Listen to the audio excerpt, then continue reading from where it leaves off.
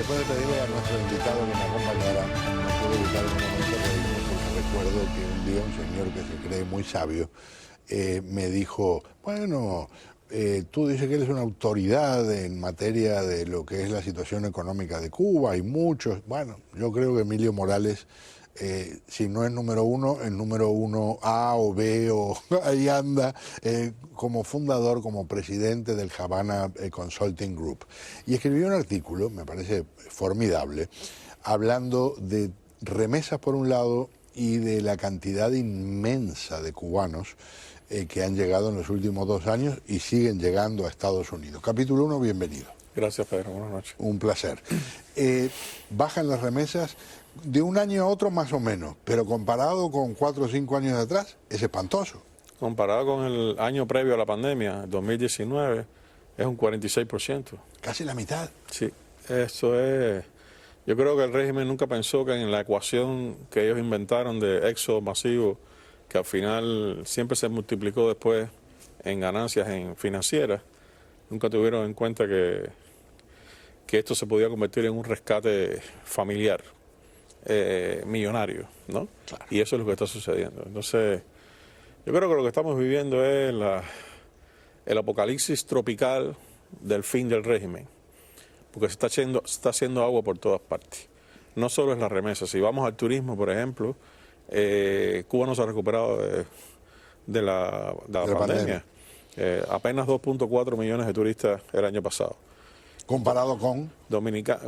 Comparado con los 4.7 que tuvieron en el La 2010, mitad también. La mitad, sí. Todo va a la mitad, muy cuentagotas. Entonces, si vamos al turismo y vemos Dominicana, que este año cerró con más de 10 millones de turistas, 4 veces lo que hizo Cuba, y con unos ingresos de casi 12.000 millones de dólares, casi el 20% del PIB de Dominicana, con unas inversiones tremendas, ahí vemos la gran diferencia.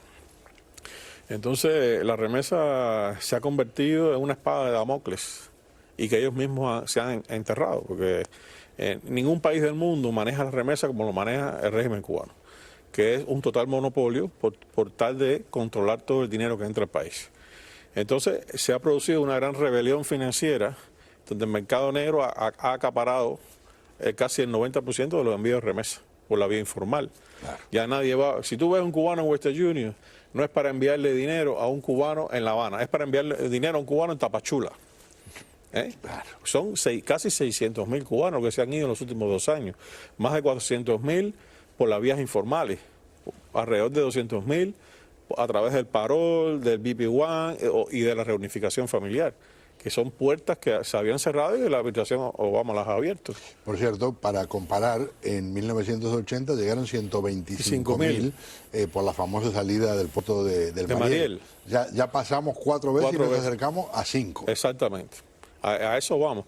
Imagínate, si Cuba estuviera insertada en Centroamérica, ya se hubiesen ido de Cuba casi el 40-45% de la población.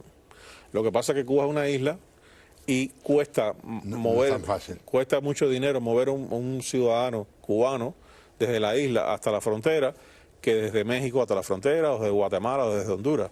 Entonces, por eso es que el número mayoritario de migrantes son de estos países, de México, Guatemala, Honduras.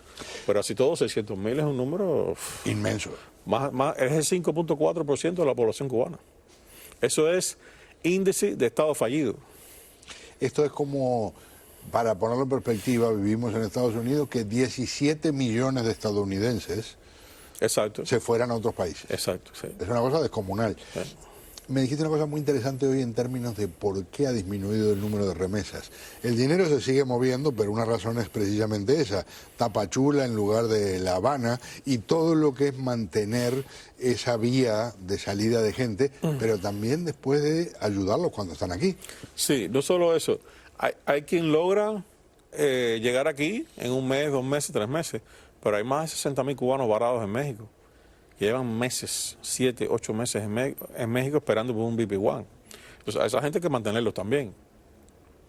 Y lo que tú dices, la estancia aquí, cuando tú llegas, que tú tienes que estar a expensas de que den el permiso de trabajo y tú te busques dónde vivir, etcétera, etcétera. Toda esa manutención va por parte de los familiares de aquí. Claro. Entonces, todo ese dinero, por eso te digo, es una gran reunificación familiar. El exilio se cansó de mantener a los cubanos en la isla. No tomó la opción que brindó el régimen de invertir junto a sus familiares en la isla a través de las MyPymes. Sacó el músculo financiero, ha sacado el músculo financiero para extraditar, vamos a llamarle así, o rescatar a los cubanos, a sus familiares y traerlos para acá. Hasta que, yo creo que es una buena señal de que tienen poder económico y que estamos listos para cuando aquello desaparezca, entonces regresar y reconstruir. Que reconstruir va a ser una tarea, algunos dicen, de décadas. Depende cómo sea esa transición. Si es una transición rápida, que sea una demolición del sistema completa, entonces eso va a ser muy rápido. Yo diría que 3 o 4 años sería otro país. Por lo pronto, para que tengamos claro, con el cambio de remesas de antes de la pandemia a hoy, estamos hablando de la pérdida de casi 2.000 millones de dólares para el régimen. Exacto. Pero curiosamente han sucedido, es un sistema multifactorial, donde han concurrido una serie de factores al mismo tiempo. Por ejemplo, cuando Díaz-Canel llegó al poder en Cuba, en el 2018, el cambio era 1 por 24. Hoy es 1 por 180. Es el 1024% de inflación. Entonces, cuando un cubano va a Western Union y dice, voy a mandar $100 a mi familia, esos $100 se convierten en MLC, en una moneda que inventaron ellos, digital, además, que tú no puedes extraer $1. Si vas a extraer dinero de un cajero automático, si tienes dinero es en pesos cubanos, y al cambio de antes era 1 por 24, ahora 1 por 120. Entonces es más fácil enviarle $100 a un familiar y lo cambia en la calle a 280. Claro. Entonces, por eso es que Western Union no pasa nada, ¿no? Por eso lo que te decía, encuentras a un cubano en Western Union, no es para enviar dinero a un familiar en La Habana o en Cienfuegos, es para enviar a Tapachula. Para La Habana lo envían con una gente que va directamente, físicamente lo lleva y se lo trae en la mano. Ninguna perspectiva por el momento de que Venezuela ayude en términos de lo que tiene que ver con combustible. No, el suministro de combustible de Venezuela a Cuba ha disminuido como en un 70%. Cuba apenas recibe un 30, un 25% de lo que usualmente en los tiempos de Chávez recibía, que eran 125.000 barriles diarios. Entonces, eso es otra cosa que los ha limitado a ellos mucho, primero porque no tienen dinero para comprarlo en el exterior. Entonces, el petróleo que les sobraba, ellos lo vendían en el mercado internacional y ese ingreso hace años que no lo tienen. Entonces, ahora tienen que esperar por las migajas que le da Maduro o los regalos que le hace Manuel López Obrador, que ya le ha regalado $390 millones en petróleo, que es bastante dinero. Es mucho dinero. Y así todo, Cuba está llena de apagones. Apagones, falta de agua. ¿Van a aumentar la gasolina? 500%, ya lo aumentaron. Yo pensé que a partir de primero empiezan en unos días. Sí. Problemas de alimentación, la vivienda derruida. Sistema de salud colapsado. Un caldo de cultivo, vamos a decir, inmejorable para una rebelión. Para una rebelión.